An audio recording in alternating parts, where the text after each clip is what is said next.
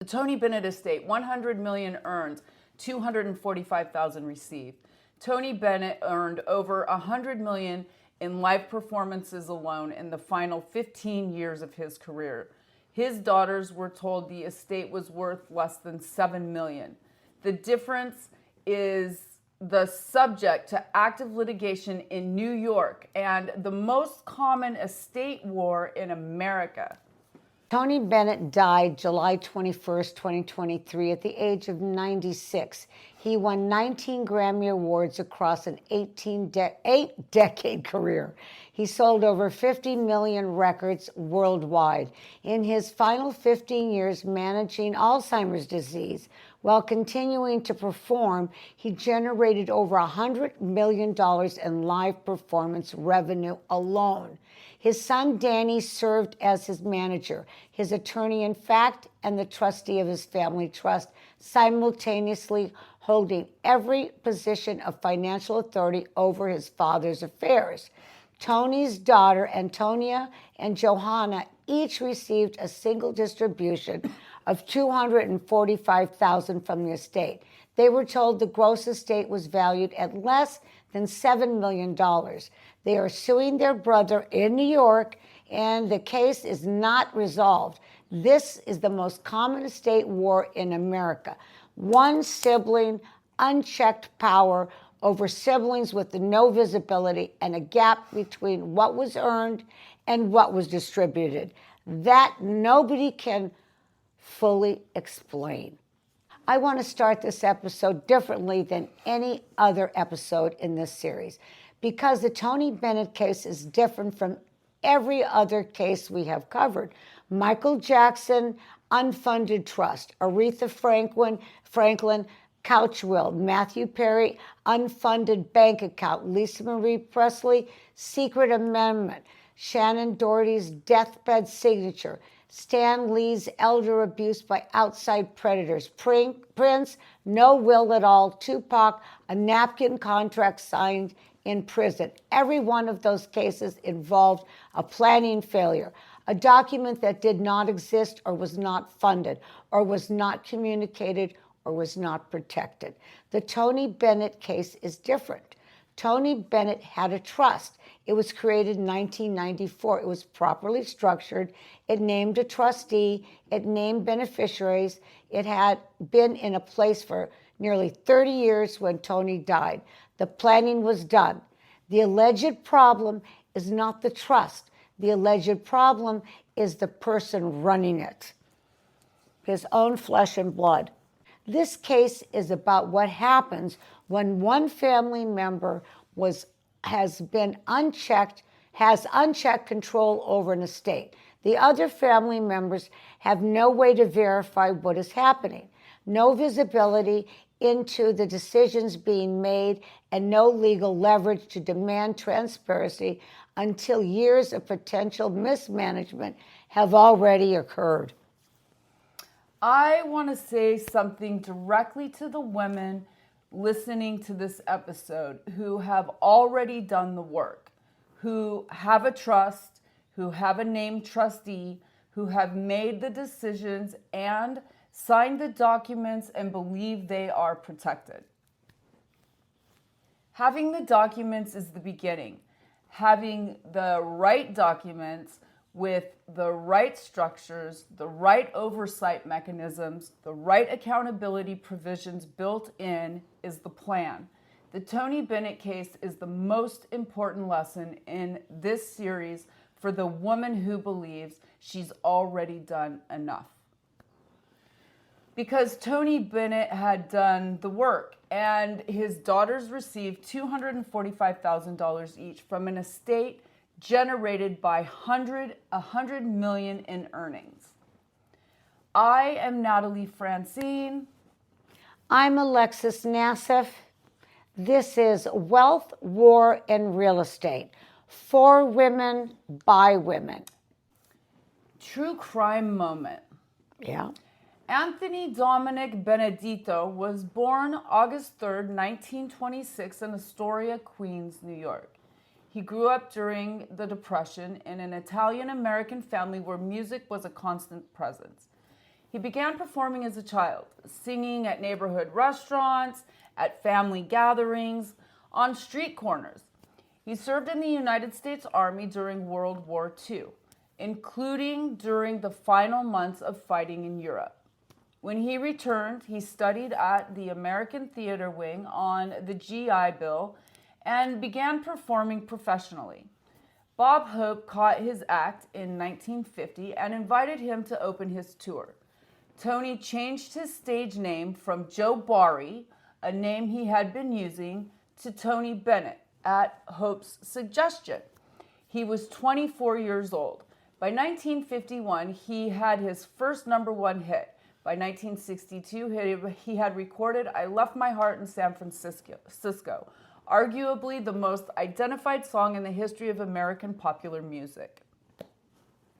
Tony Bennett's career spanned 8 decades. He sold over 50 million records worldwide. He won 19 Grammy Awards, including a Grammy Lifetime Achievement Award, making him one of the most decorated recording artists in the history of the Recording Academy. He worked with Frank Sinatra, Count Basie, Bill Evans, Katie Lang, Elvis Costello, and virtually every significant musical figure of the 20th century.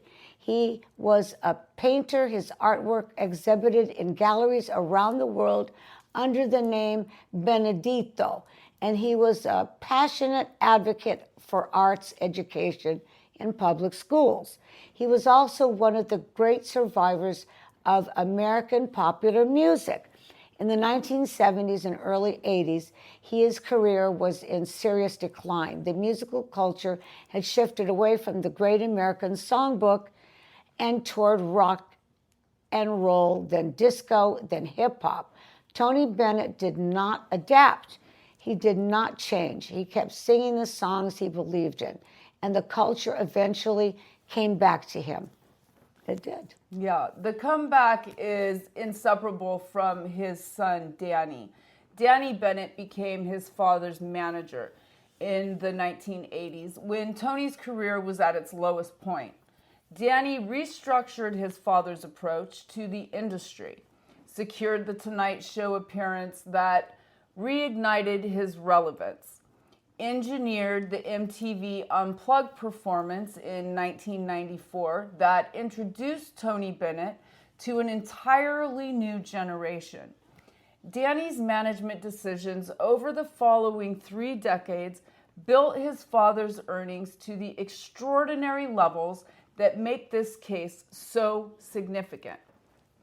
That professional history, the fact that Danny genuinely did save his father's career, is essential context for everything that follows, because it explains why Tony trusted his son so completely, why he named him manager, why he named him attorney in fact, why he named him trustee. Danny had earned that trust over 40 years of genuine dedication. True crime moment. In 2016, Tony Bennett was diagnosed with Alzheimer's disease. He was 89 years old. The diagnosis was not made public until February 2021, 5 years after it was made, when his wife Susan and his son Danny spoke publicly about it at an interview with the AARP, the magazine. The disclosure was accompanied by footage of Tony Bennett performing, still vital, still connected to the music, still capable of extraordinary moments. The image that the Bennett family presented to the world was of a man managing his illness with grace and continuing to create at the highest level.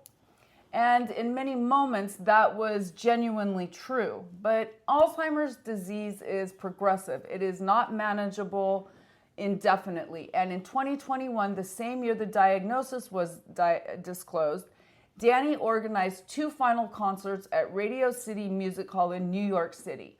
Tony Bennett and Lady Gaga. August 3rd, 2021. Tony's 90th birthday, a farewell to the world. Those 2 concerts were Tony were Tony Bennett's final public performances. They were extraordinary, emotional, joyful, and evidence of the specific quality of Alzheimer's that researchers call musical memory. Music is processed differently than language and declarative memory. People with significant Alzheimer's progression can often still sing songs they have known for decades, even when they can no longer reliably name their family members. Tony Bennett died on July 21st, 2023, at the age of 96, 2 years after his final concerts. The world said goodbye to his voice. He had sung I Left My Heart in San Francisco for 60 years. The war, Tony Bennett's Alzheimer's diagnosis, and the 5-year delay before it was disclosed publicly is a central context for the estate dispute that followed his death. A trustee who is also the manager, also the attorney in fact, also the manager of the family LLC, overseeing a principal with advancing cognitive decline, has an extraordinary concentration of unchecked authority. The question the lawsuit raises is not whether Danny Bennett loved his father. The question is whether any single person, regardless of their intentions, should hold that much authority without independent oversight. True crime moment. The Tony Bennett Family Trust was established in 1994. Tony named himself and his son, Danny, as co-trustees during his lifetime. His wife, Susan, and all 4 of his children, Danny, Daigle, Antonia, and Johanna, were named as beneficiaries. Upon Tony's death in 2023, Danny became the sole trustee. He also served simultaneously as his father's personal and professional manager for 4 decades. Long time. The attorney in fact under Tony's power of attorney. The manager of Benedito Arts LLC, which managed Tony's paintings and artwork, and the trustee of the family trust. Every significant financial decision related to Tony Bennett's wealth passed through Danny Bennett. There was no independent check, no separate oversight, no mandatory reporting to any other party other than Danny himself. In June 2024, 11 months after Tony's death, his daughters Antonia and Johanna filed a lawsuit in New York against the brother Danny. They alleged he had failed to provide a full accounting of the trust asset and transactions. They alleged he had made decisions that benefited himself personally at the expense of the other beneficiaries. They stated that Tony's earnings from live performances alone in his final 15 years exceeded $100 million. They said they were told the gross estate was valued at less than $7 million. $100 million in earnings, less than $7 million in the estate. That is a gap the lawsuit is attempting to explain. True crime moment. The April 2025 lawsuit, a second, more detailed filing, contains specific allegations about how Danny Bennett allegedly used his position for personal financial benefit. The lawsuit alleges Danny's company, RPM Music Productions, received a substantial commission on the sale of Tony's memorabilia, personal property, and name and likeness rights to brand developed company Iconoclast in July 2022, a transaction orchestrated by Danny that the daughters alleged they were kept in the dark about. Danny allegedly received $2.6 million in commissions for acting as Tony's business manager, in addition to his role as trustee. He allegedly received personal loans from his father totaling $1.2 million. He allegedly received lifetime gifts totaling $4.2 million, more than double what any other family member received. He allegedly made multiple gifts to himself totaling over $200,000 directly from the trust. The sisters allege they were each told they each received $245,000 as a single distribution from the estate. The daughters also allege something that goes beyond the financial. They allege that after they filed their first lawsuit in June 2024, demanding an accounting, Danny discarded items of sentimental value that belonged to their father in what the lawsuit describes as a malicious and retaliatory manner.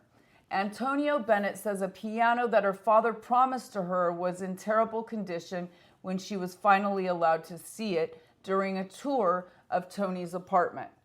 She says she and Johanna were denied access to much of their father's property during that visit. That the physical belongings of Tony Bennett, the artifacts of a 96-year life, the objects that carried the memories of an 8-decade career were being withheld or destroyed in response to the legal action his daughters had taken to understand what happened to his estate. Danny Bennett's representatives have called the lawsuits baseless. A source close to Danny told Billboard that the case is yet another attempt to distort the public and the court's understanding of Tony Bennett's clearly stated wishes, and that Danny has followed his father's plans with integrity and care, that the claims are unsubstantiated and unfounded. The court will decide what is true. What is not in dispute is the structure. Danny held every position of financial authorities simultaneously. The daughters had no independent visibility into what was happening. The trust had no mandatory accounting provisions, that would have required regular disclosure. And the gap between $100 million in earnings and $7 million in the estate, whatever its explanation, was only discoverable through litigation. We had to go to court. True crime moment. The legal proceedings are active as of April 2026. The New York court has not issued a final ruling. The estate remains in dispute. Tony Bennett died on July 21st, 2023. His children are in a courtroom. His daughters received $245,000 each from an estate generated by over $100 million in earnings. His piano sits in an apartment in condition his daughter describes as terrible. Whatever Tony Bennett wanted for his family, whatever he intended when he named his son as trustee in 1994, this is not it. The war. The Tony Bennett case is not primarily a story about greed. It may be a story about greed. The court will determine that. But structurally, it is a story about the absence of accountability. Yeah. Danny Bennett had no legal obligation to provide his sisters with regular financial reports. He had no independent co-trustee reviewing his decisions. He had no conflict of interest provisions restricting his ability to benefit personally from transactions he executed on behalf of the trust. The structure created by Tony Bennett in 1994 gave Danny complete authority with no checks. And 30 years later, after $100 million in earnings, that absence of check is what New York court is being asked to evaluate. There's definitely a lesson here. Yes, there is definitely a lesson about accountability structures. Yeah, you have to have accountability no matter who you're doing. Specific, legal, actionable, immediately. Yep, got to do it.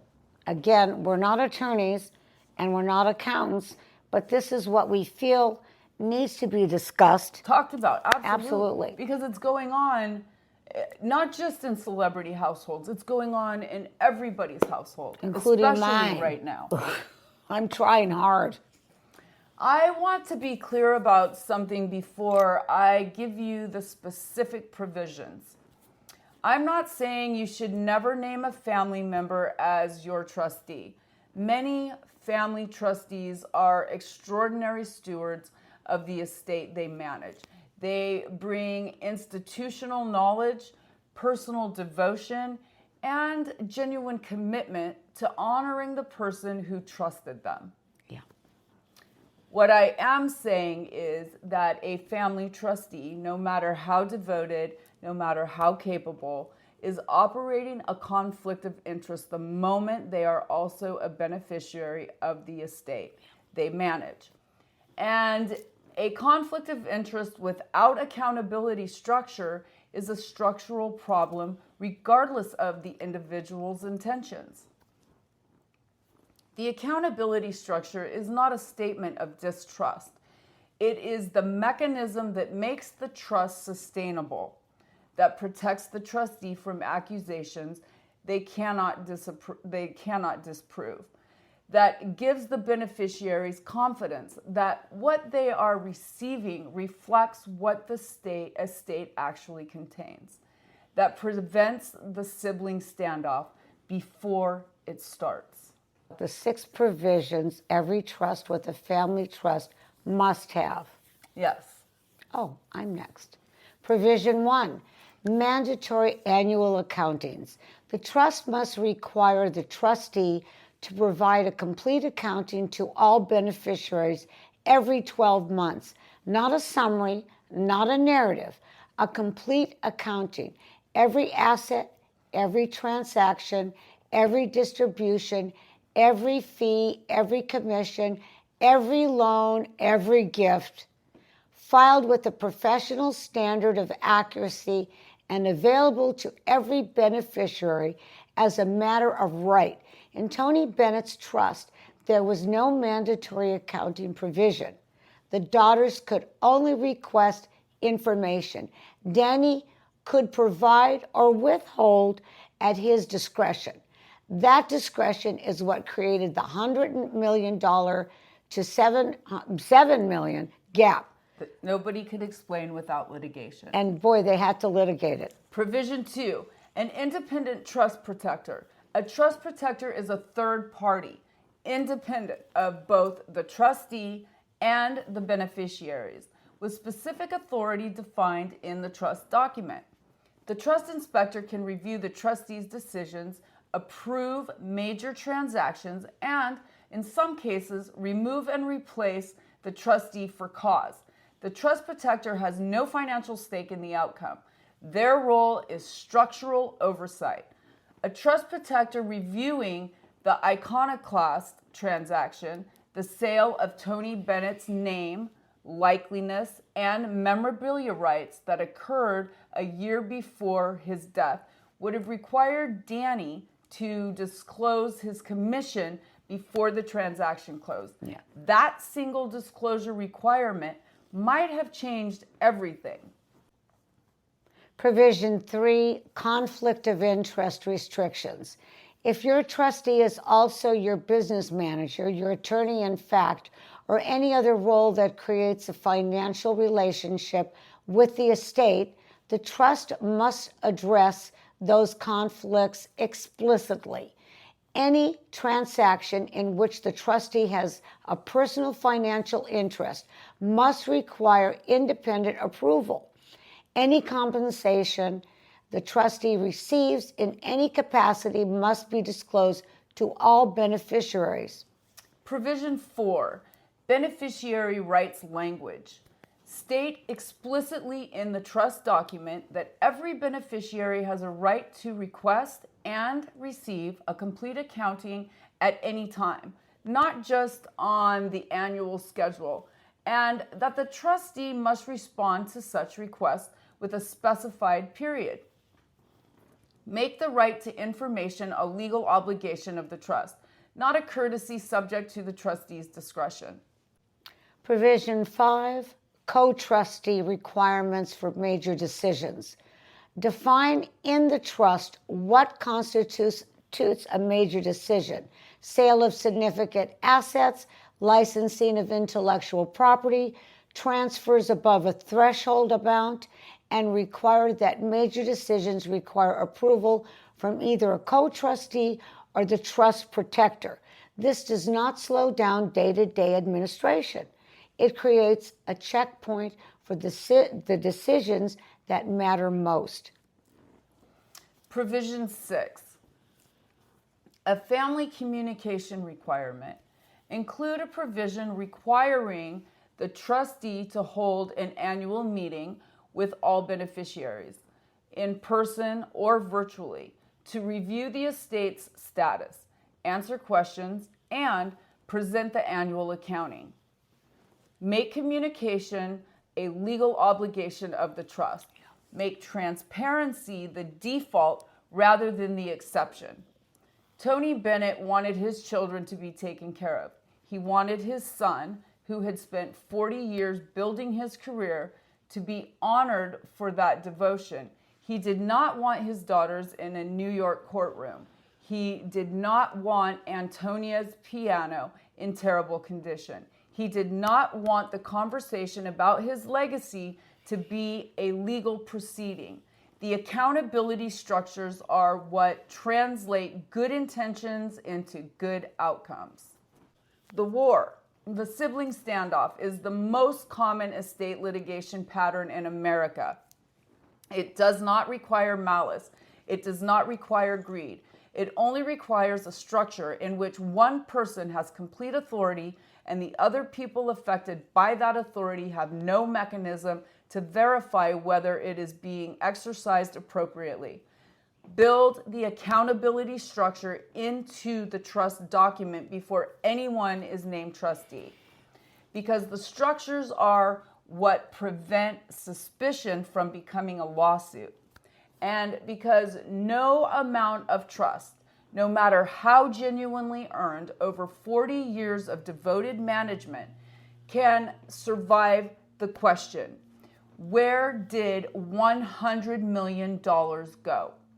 Tony Bennett saying, "I left my heart in San Francisco for 60 years. Every performance was a gift."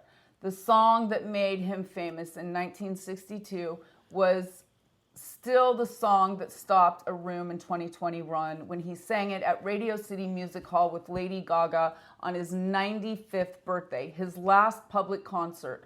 Alzheimer's having taken much of what he was, but not the music, not yet. His daughter Antonia says a piano her father promised her was in terrible condition when she was finally allowed to see it.